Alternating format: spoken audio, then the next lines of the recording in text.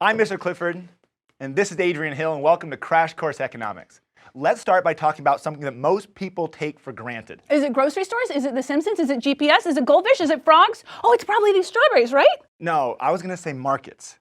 But strawberries are great. Yeah, but where do you think strawberries came from? The ground, the farmer, the market, the grocery store, the miracle of life. Now look around you. Where did all that stuff come from? And who made it? And why? Well, the answer is simple, but it's underrated. It's markets. And for most of us, farms and factories and stores. But mainly, it's just markets. Can I have a strawberry now?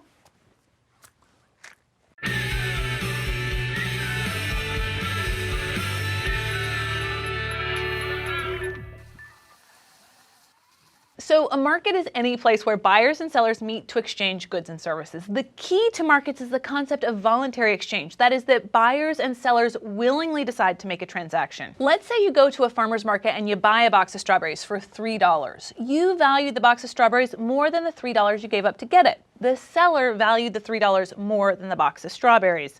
The transaction's a win-win because you got your strawberries and the farmer got his money. You both felt better off. That's voluntary exchange. This same process happens in the labor market. Say that instead of the farmer's market, you bought your strawberries at your local supermarket. The cashier voluntarily decided to work there. He values the $10 an hour he makes there more than he does sitting at home watching The Walking Dead. At the same time, the owner of the store values the labor of the cashier more than the $10 an hour she pays him. And so it goes on and on, all the way up the chain of production, from the driver that delivered the strawberries, to the farmer that grew the strawberries, to the tractor that the farmer purchased. The point is that markets are everywhere, and most are based on voluntary exchange. The part of all this that most people take for granted is how efficient the system is. Competitive markets turn out to be pretty great about allocating or distributing our scarce resources towards their most efficient use. So if farmers produce like too many strawberries, then the price will fall as sellers try to sell them off. Lower prices means less profit to strawberry farmers, and those farmers will have an incentive to produce something else, like lettuce or Brussels sprouts. So if farmers don't produce enough strawberries, buyers will bid up the price, and the farmers will have an incentive to produce more, which then drives down the price. And that's like magic, except it's not. The information that markets generate to guide a distribution of resources is what economists call price signals. Markets also incentivize the production of high-quality products. If the strawberries are brown and nasty, then no one's going to want to buy them. And if the tractor's a piece of junk, the strawberry farmer is going to tell other farmers to buy some other tractor. Now, ideally, the eventual result of voluntary exchange is that sellers can't make themselves better off without producing something that makes buyers better off. Businesses, in particular large corporations, are often villainized for being greedy, heartless institutions that take advantage of consumers. But if markets are transparent and buyers are free to choose, then businesses will have a hard time taking advantage of people. Now, obviously, greed and deception happen in real life, and there are situations when consumers don't have a choice. But for the most part, if you really don't like the policies or practices of a particular company, then don't shop there. After all, in the free market, every dollar that is spent signals to producers what should be produced and how it should be produced. We've established that prices and profit determine where resources should go. But where do prices come from? Who determines the price of my box of strawberries? To answer that, we're going to draw, get ready for it, supply and demand. Let's go to the runway. There's only one thing you should learn in economics, it's supply and demand. Let's use the market for strawberries to help us understand this concept. Up here on the y-axis, we have the price of strawberries. Down here on the x-axis, we have the quantity of boxes of strawberries. Let's start by looking at buyers and how they respond to a change in price. If the price goes up for strawberries, then some buyers will go buy blueberries or they'll go on that all-bacon diet. The point is, they're going to buy less strawberries. And if the price goes down for strawberries, then people are going to buy more. And this is called the law of demand. When the price goes up, people buy less. When the price goes down, people buy more. On the graph, it's shown by a downward sloping demand curve. Now let's think about sellers, like the farmer in the farmer's market. If the price of strawberries goes up, then that farmer will make more profit, so he'll have an incentive to produce more strawberries. If the price goes down, then he's not going to want to produce strawberries. That's called the law of supply. And on the graph, it's shown by an upward sloping supply curve. Now let's put demand and supply together. If the price is really high at $10, then producers would like to produce a lot of strawberries, but consumers won't want to buy them. This mismatch is called a surplus. And if the price goes down for strawberries, let's say down to $1, then buyers want to buy a whole lot, but producers won't have an incentive and they'll produce very little. Again, you have a mismatch, but this one's called a shortage. And there's only one price where the quantity that buyers want to buy is exactly equal to the quantity sellers want to sell. And it's right here where supply equals demand. The price is called the equilibrium price, and quantity is called the equilibrium quantity. Okay, sure your graph makes sense, but the price of strawberries isn't always $3. Sometimes it goes up to $6. And at Whole Foods, local, artisanally grown strawberries, the fancy strawberries, can cost upwards of $12. But I guess Whole Foods is a whole other world where price has nothing to do with realistic economics. We'll stick to normal strawberries. In fact, the prices for all sorts of stuff change all the time. External forces can shift both the supply and demand curves, changing the equilibrium price and quantity. For example, let's assume that this graph shows the demand and supply of strawberries in the summer.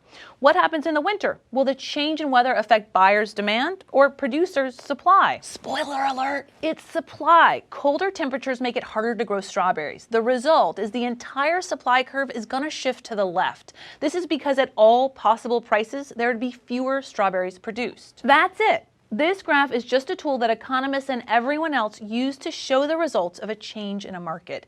I know it seems complicated at first, but there are really only 4 things that can happen in a market. Supply can decrease, supply can increase, demand can decrease, or demand can increase. Some people might want to talk about a price being fair or right. Well, that all depends on your point of view. The buyer always considers a low price to be a very fair price, while the seller considers it unfair, and vice versa. In general, economists don't really like to push opinions about prices. Voluntary exchange suggests that the price is there for a reason. For example, assume the demand for strawberries inexplicably falls, so the demand curve shifts to the left and the equilibrium price and quantity fall.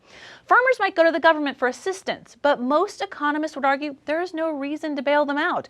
The market's spoken. Strawberries are so over. Furthermore, if the government helps the farmers by giving them a subsidy, it would be putting resources towards something that society doesn't value. That would be inefficient. Luckily, every reasonable person on Earth values strawberries, so they continue to get produced. Now the downside is the supply and demand model only applies to analyzing strawberries. No, I'm just joking, it applies to all sorts of stuff. In fact, let's look at a market for a commodity known for its volatility, both because of its fluctuating prices and because sometimes it explodes. Gasoline. Now when you see gas prices, they're moving all over the board. That's just demand and supply. For example, in 2014, the retail gas prices in the United States fell dramatically. Why? Well, it was demand and supply. The economies of both Europe and China weakened, which decreased the demand for gasoline, shifting the demand curve to the left. At the same time, new fracking technology and restored production of oil in Iraq and Libya caused the supply of gasoline to increase or shift to the right. The combination drove gas prices down by more than 40% per gallon. And that's it. Now you can tell all your friends you understand supply and demand. It's a big day for you. It's a big day. So markets and supply and demand are awesome. But sometimes they're not awesome. For example, we don't want to use the market approach when it comes to firefighters. 911, what's your emergency? My house is on fire. How much do you charge to put it out? It'll be $10,000. What's your credit card number? They're all melted. Okay, that one's obvious, but what about the market for human organs? After all, there's a huge shortage and thousands of people die each year waiting for transplants. Should there be a competitive market for human kidneys? A free marketeer would say, sure, why not? If a donor wants $15,000 more than he wants his other kidney, why stop him? Well, ethics. I mean, there's several problems that arise with an unregulated market for human kidneys. First is the moral question. Is it fair for a poor person who can't afford a kidney to die while a rich person lives? Well, probably no, not at all. Another problem results from the law of supply. When there's an increase in the price of kidneys, there's an incentive for people to steal and sell kidneys. In fact, the World Health Organization has stated, payment for organs is likely to take unfair advantage of the poorest and most vulnerable groups, undermines altruistic donations, and leads to profiteering and human trafficking. I mean, all bad things. Now that being said, why do 70% of American Economic Association members support some kind of payment for organ donors? Well, it's because you can solve some of these problems with the market approach, but the market must be regulated. Often family and friends are willing to donate a kidney, but they're not a match for the patient. Economists generally support creating kidney exchanges, where pairs of willing donors are matched with strangers that agree to donate to each other's loved ones. In both cases, the supply of donated kidneys would increase, which would alleviate some of the shortage. Like we've said before, free markets are awesome, but they can't solve all our problems. Sometimes they need to be regulated, and sometimes they should be avoided. So there you have what for most people is the start, and for many, the end of economics. Supply and demand. Economists and politicians often like to refer to the interaction of supply and demand as laws, and we've done that too. But be clear, it's not an absolute law like the law of gravity. Well, as we've tried to point out here on Crash Course, economics is about human choices and their consequences. Even though supply and demand behave in a predictable way that we've seen in the models, we can't lose sight of the fact that both of them are reliant on humans acting as buyers and sellers. Our actions influence supply and demand in a way that they can't influence gravity, no matter how much we might want to. Whoa. That's After Effects. And that's something to keep in mind when you hear us or anybody talking about economic laws. Thanks for watching. We'll see you next time. Thanks for watching Crash Course Economics. It was made with the help of all these nice people. You demanded it, and they supplied it. Now, if you want them to keep supplying it, please head over to Patreon. It's a voluntary subscription platform.